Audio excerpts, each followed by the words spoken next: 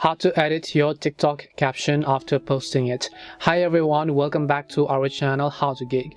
In today's video we are going to discuss whether or not it is actually possible to edit our captions on TikTok after we have posted it to the public. So make sure to watch this video till the end.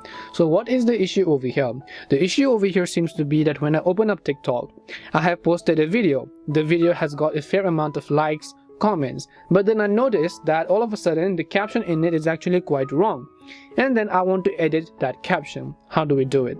Well, you have to understand that if I tap on the three dots over here, you'll nowhere find the option to edit your caption. It's not like Instagram, Facebook, or any other social media apps that lets you edit your caption after posting it. The only thing you can do is you can make a correction in the comment section and then pin that comment to the top of the comments feed. Hopefully when someone views the comment, they see the pinned comment, they'll be able to view the corrected caption.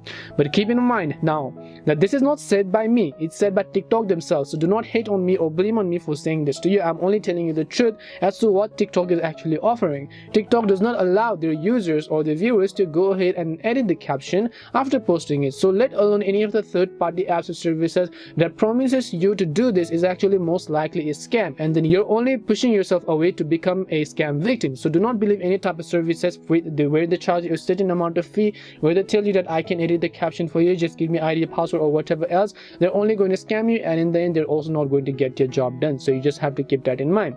The only thing you can do is to just delete this whole video over here, and then after you delete the video, repost the video, and after that you'll be able to make the new caption changes. That's the only thing you can do. I'm very sorry unfortunately for your loss, but this is the only thing to go about it. Hope this video answered your question. If it did help you answer your question, then make sure to leave a like and subscribe to our channel. If you have got any more questions, make sure to leave them down. Thank you very much for watching, and see you soon in our next video.